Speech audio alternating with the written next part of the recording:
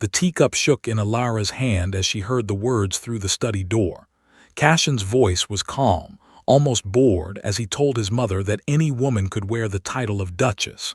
He said she was easy to replace. Alara did not move. She did not cry. She stood in the hallway of Ashcombe Hall with her heart turning to ice, and for the first time in 7 years she felt something sharper than sadness. She felt clarity. She walked back to her room and sat before the mirror. The woman looking back at her seemed tired, smaller than she remembered being.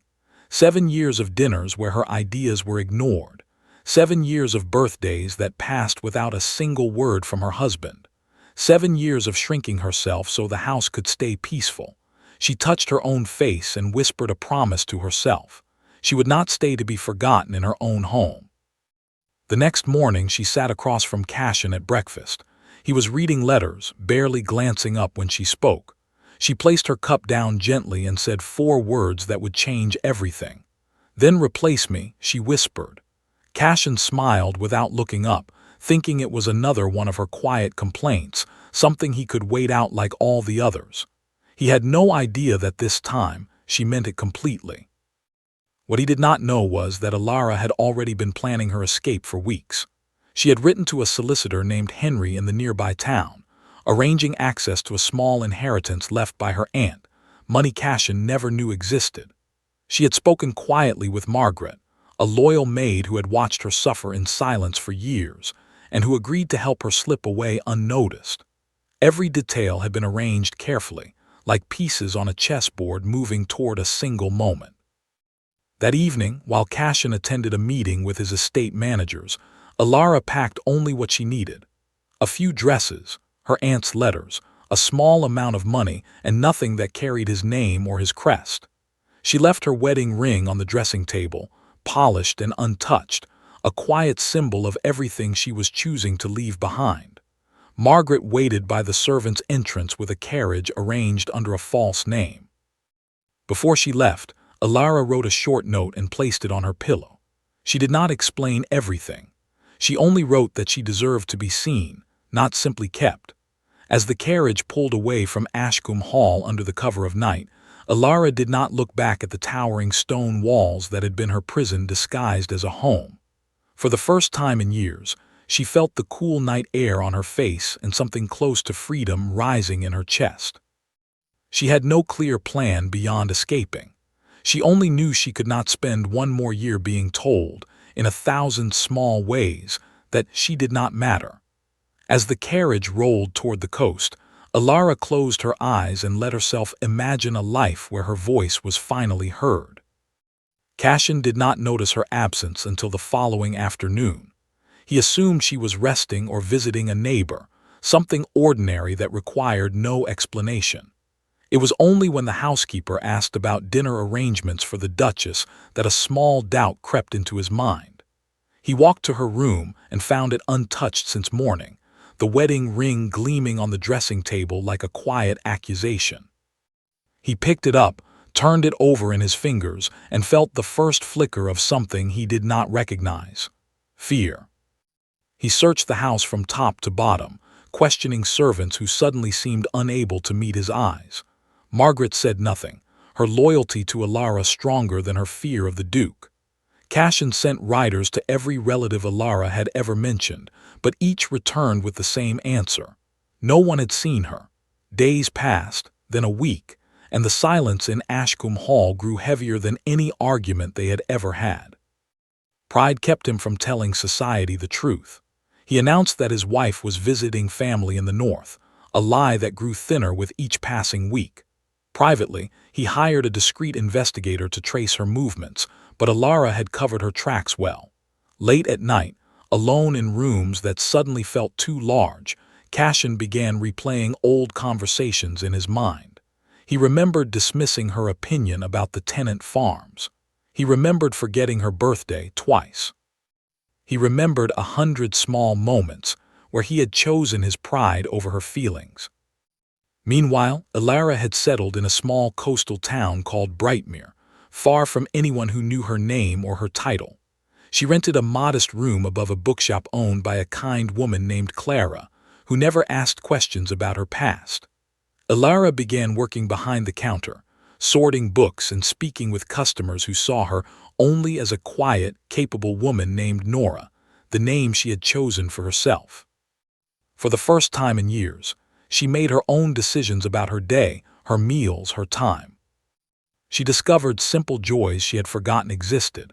She walked along the shore in the evenings, feeling the wind on her skin without worrying about propriety. She laughed freely with Clara over tea, a sound that felt foreign in her own throat at first. Slowly, the tension in her shoulders began to ease, and the woman in the mirror started to look less like a stranger. But peace rarely lasts without challenge. One afternoon, while restocking shelves, Ilara looked up to see a familiar face across the street. Edward, an old friend of the family who had once danced with her at her wedding, stood frozen outside the bakery, staring directly at her. Her heart dropped as their eyes met. He knew exactly who she was, and there was no way to explain away the recognition spreading across his face. Edward crossed the street quickly, his voice low with disbelief as he said her real name. Ilara pulled him inside the bookshop and begged him, quietly but firmly, to keep her secret. She explained just enough for him to understand she was not in danger, only choosing a different life for herself. Edward, who had always respected her, agreed to stay silent, though his eyes carried worry as he left the shop that evening. Word travels strangely, even when people try to keep it contained. A letter meant for a mutual acquaintance mentioned a woman resembling Ilara living quietly by the sea. That letter passed through several hands before reaching someone connected to Cashin's investigator. Within days, the trail that had gone cold for weeks suddenly warmed again, and the search narrowed toward Brightmere. Cashin received the news while standing in his study, the same room where Ilara had once overheard his careless words. He felt no triumph at finding her location, only a heavy, unfamiliar weight in his chest. He realized he did not know what he would say to her, or whether she would even want to see him. For the first time, he considered the real possibility that she might refuse to return, and that thought frightened him more than any business failure ever had. He spent the days before his journey thinking carefully, perhaps for the first time in his marriage, about what Ilara had actually needed from him. He remembered small comments she had made over the years, suggestions about the estate he had brushed aside, questions about her opinions he had never truly asked. He began to understand that his wife had been trying to reach him long before she disappeared, and he had simply not been listening. Meanwhile, Ilara sensed that her quiet life was beginning to unravel. Clara noticed her distraction, the way she glanced toward the road more often, the way her hands trembled slightly while wrapping books for customers. Ilara confided in her only friend in Brightmere, admitting for the first time who she truly was and what she had left behind. Clara listened without judgment, offering only steady support and a promise to help however she could. On a quiet morning, as fog rolled in from the sea, Ilara stood at the window of her small room and saw a carriage she recognized instantly, one bearing the crest of Ashcombe. Her breath caught in her throat. The moment she had both feared and expected had finally arrived.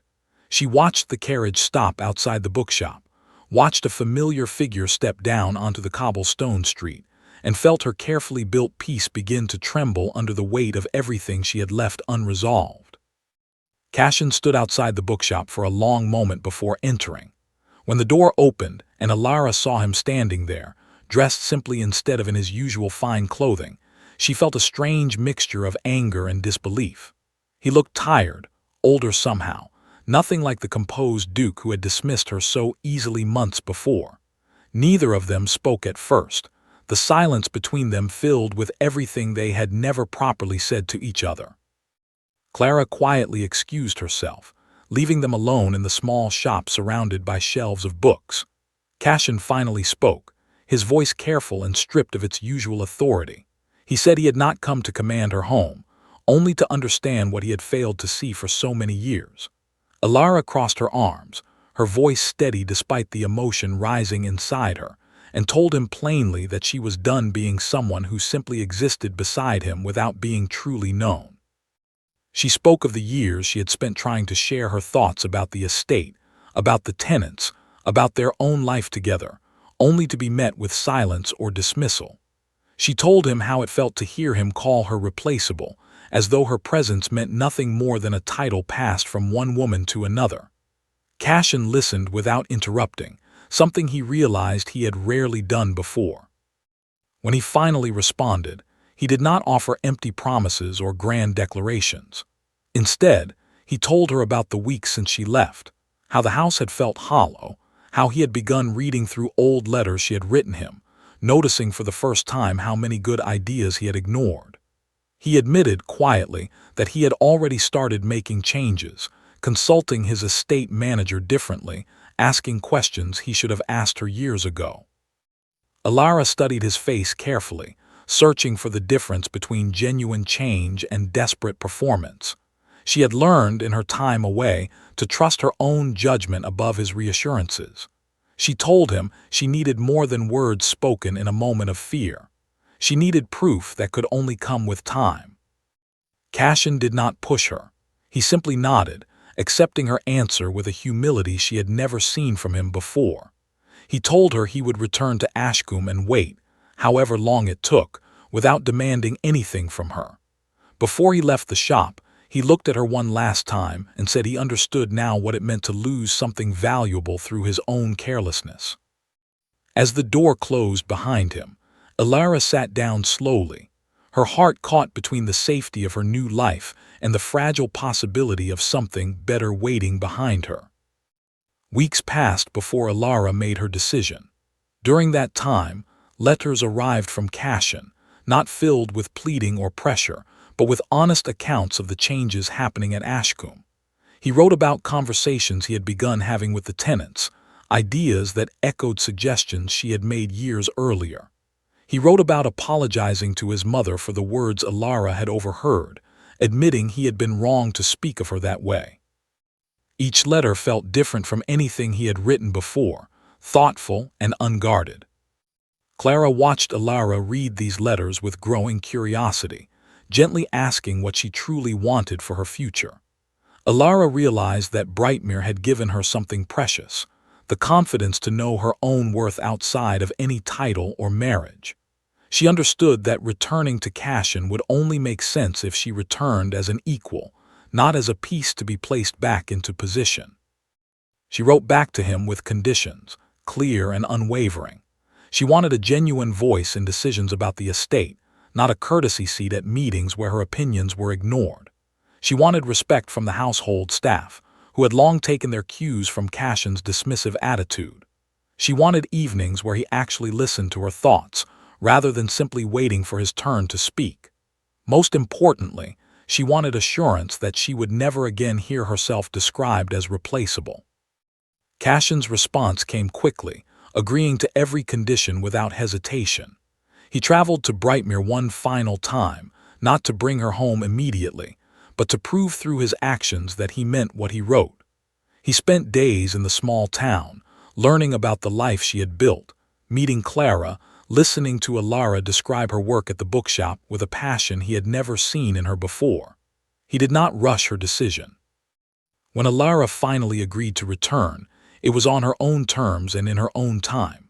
She said goodbye to Clara with real gratitude, promising to visit and write often. As she and Cashin traveled back toward Ashcombe Hall, the silence between them felt different from before, comfortable rather than heavy, filled with quiet understanding rather than unspoken resentment. Life at Ashcombe did not transform overnight, but the changes were real and lasting. Alara took an active role in estate decisions, her suggestions welcomed rather than dismissed. The staff learned to address her with genuine respect, following Cashin's example of consulting her directly. Some evenings they still disagreed, but now those disagreements ended in conversation rather than silence. One evening, months later, Alara stood before her mirror again, just as she had on the night everything changed. This time, the woman looking back at her stood tall, her eyes clear and certain. She was no longer someone who could be quietly replaced or forgotten. She had chosen her own worth, and in doing so, had finally been truly seen.